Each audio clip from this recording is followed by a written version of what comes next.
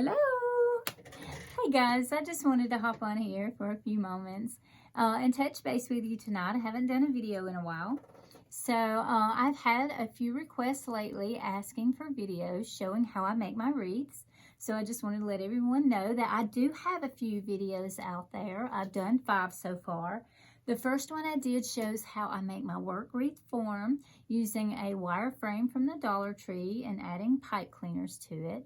The second video I did shows how I add my mesh using the poof method. The third video that I made shows how I add my mesh ruffles. The fourth video shows how I add my ribbon. And the fifth video shows the embellishment of the wreath. Those videos show how I typically make my mesh wreaths. 90% of the time, that is how I'm going to make my wreath. But every now and then, I'll get a little spunky and want to do something a little different. So I wanted to show you guys tonight some examples of some wreaths that I have made and show you the differences in the techniques that I used. So let's do that. And bear with me because I'm not great with the camera. So I'm going to show you these 3 wreaths. You see they all look pretty similar because I do use a similar technique on all of them, but I'll show you the slight differences. This wreath, we're going to start with it. This is my standard wreath. Those first 5 videos show how I make my standard wreath, and this wreath was made using that standard technique. I used poofs, ruffles, and then my ribbon on top of the ruffles, and then I embellished it. So this is my standard wreath. I wanted to add a little something. I don't think I actually mentioned this in the embellishment video, so I do want to mention it in this one. If you'll see, my embellishments of the greenery and flowers are placed everywhere that I have my ribbon clusters. That is typically how I will embellish. I'll add my focal point in the center. I'll do my bow in the center a lot. Sometimes I'll put it on the side, but most of the time I do it in the center. But I always put my embellishments on top of my ribbon clusters. Now, sometimes I'll go in between, add extra embellishments and actually put it in between the ruffles and the poofs and wherever it may need extra embellishment. But typically, I only put it in the ribbon clusters. I add a little greenery to my bow. I like to do that too. Now, with this wreath, it is pretty much my standard wreath too. The only difference in this wreath is that I added curls. You see? Red, white, and green. I added 3 curls on top of my ruffles, and then I added my ribbon on top of those curls. That's basically the only difference between the technique used on these 2 wreaths. I still did the poofs, I still did the ruffles. I just simply added curls on top of my ruffles, and then I added my ribbon.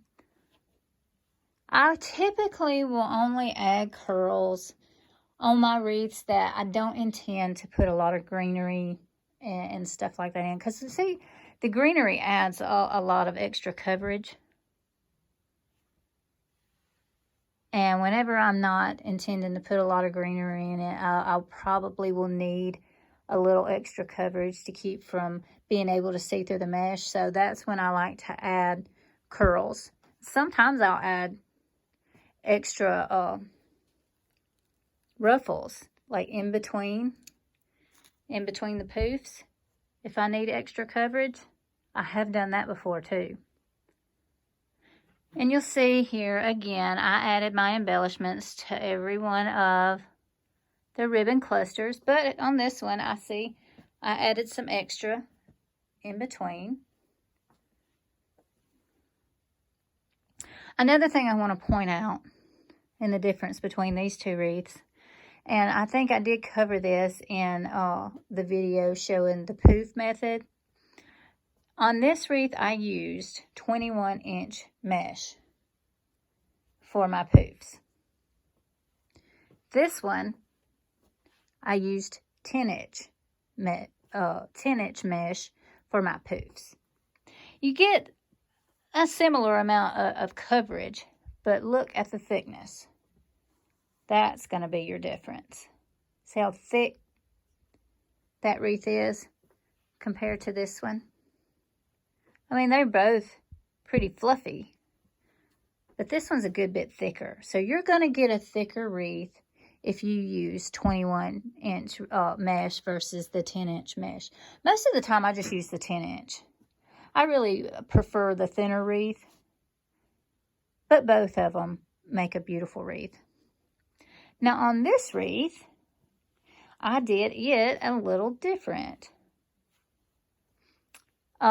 One of the differences is on this wreath, I did not use the wire frame. I actually used a flocked Evergreen wreath base. And because this was a Christmas wreath, I actually wanted some of that Evergreen wreath to show through. So I did not put poofs on this wreath. I simply only did the ruffles and the ribbon. The ruffles and the ribbon are done exactly the same as what's on those other videos. Same technique on all of them. So the ruffles and the ribbon is done exactly the same. The embellishment's pretty much the same too. Every single one of the ribbon clusters has some greenery embellishments, and I actually did go in between the ruffles and added some extra greenery in between to give it a little more volume and a little more accent. And you'll see the flocked, that's part of the Evergreen.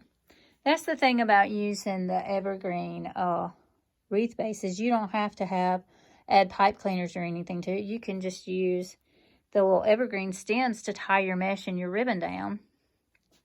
So that's what I did there, is tied down with the actual Evergreen frame.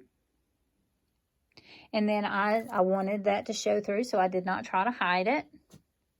I just added some extra greenery and embellishments, some little pine cones in there.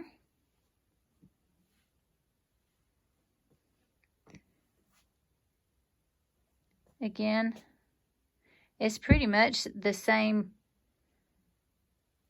standard wreath, just slight little differences.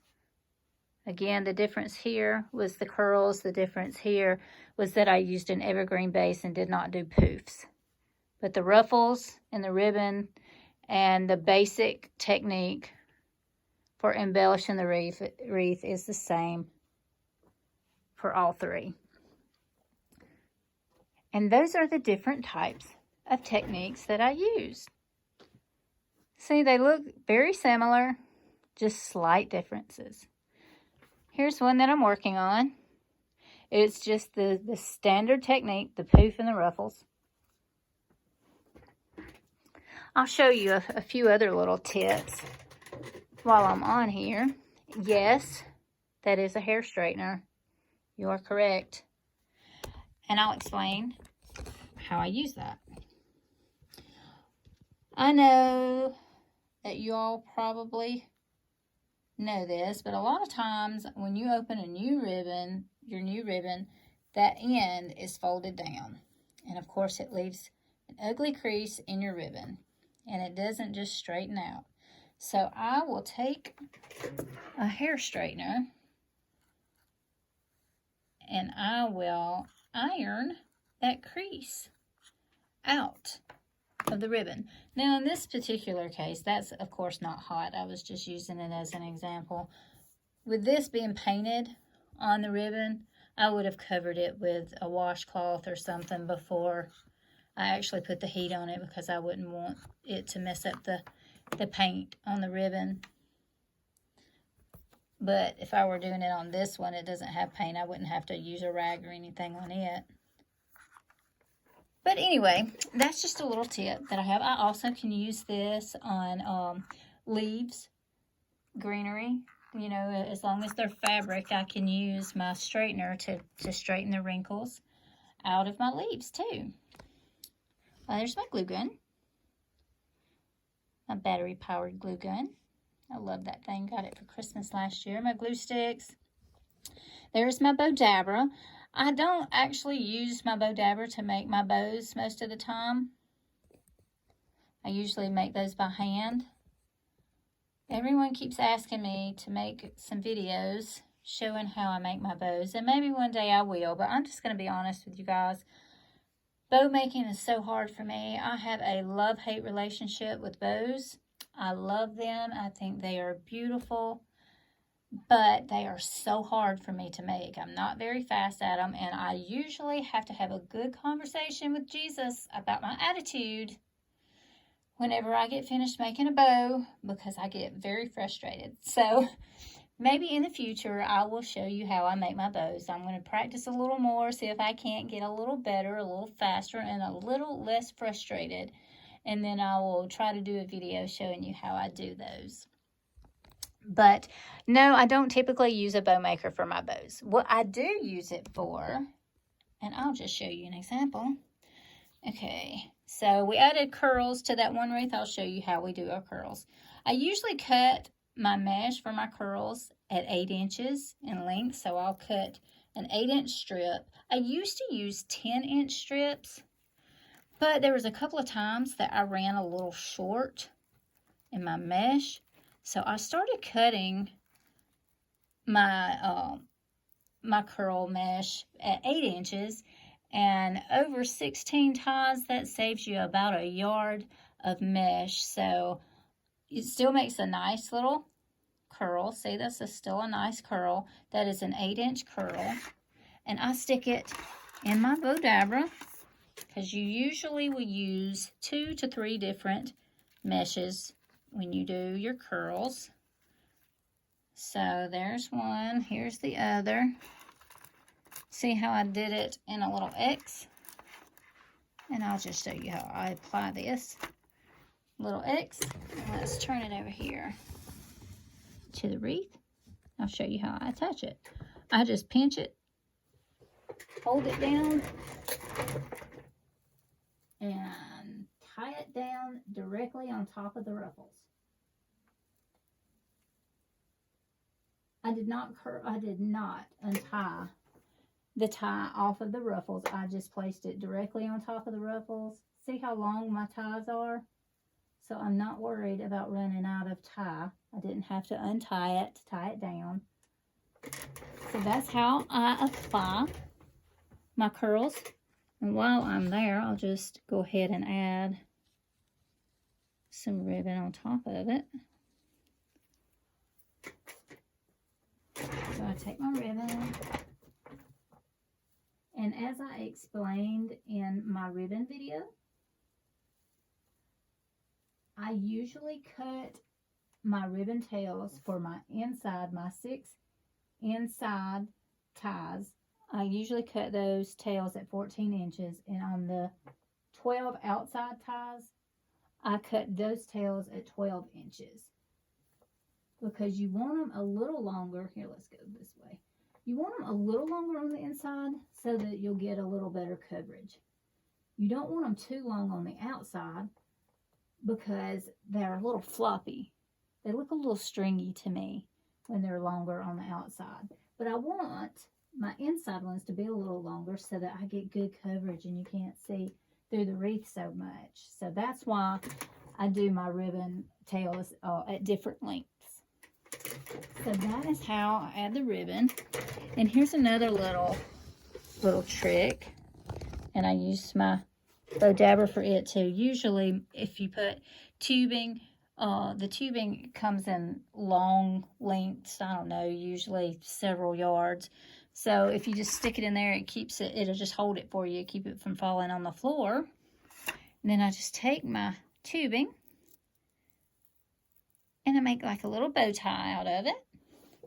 let's turn you back around to the wreath. And what I usually will do, I will add my tubing on top of my ribbon. And it just gives you just a little extra. See? And I know I mentioned in one of my videos that when I get all the ribbon on it and in place where I want it, I will usually tack the two middle ribbons together. It just kind of helps it keep its form a little better. Things don't flop around as much when these two are tacked down. I don't usually tack the two sides down or together with the other ribbon, just these two, because you still may need to do some adjustments to your ribbon, so you don't want to glue it all together. So I just glue those two. So far that's worked pretty good for me. So that's how I do my curls, my ribbon, and my tubing. A couple of other little things that I do, and I think I mentioned the craft glue, the spray glue in one of the other videos. A lot of times if I have a ribbon that may tend to fray some when you cut the dovetails in it, I'll spray the edges of, or at least the back edges of my ribbon to keep it from fraying, especially like on this type. You see the strings on the back? I will glue that, spray the glue to keep it from fraying, to keep that from coming loose.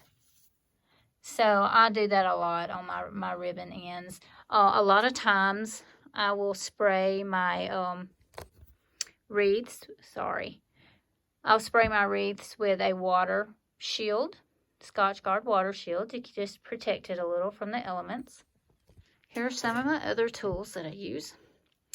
I have a stapler, my zip ties, a screwdriver, some pliers, my wire cutters, my big wire cutters, scissors, my ribbon scissors. I do not like to use my ribbon scissors on anything other than my ribbon. It's so frustrating when you're trying to cut your ribbon and it won't cut and it snags everything. So those are only used on ribbon. There is my floral tape, my little stash of extra floral stems. I always, always, always save my stems.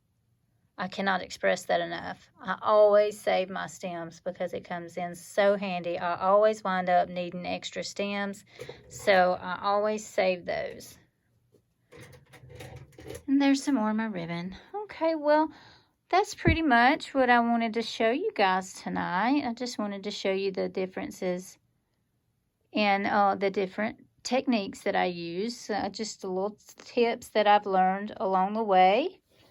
I'll just let you look at my little stash I've got going on. My husband says that I may be a little obsessed. He might be right. I love my flowers. I do a few grapevine wreaths too. I used to do a lot of grapevine. Actually, that's what I started out on, was grapevine wreaths.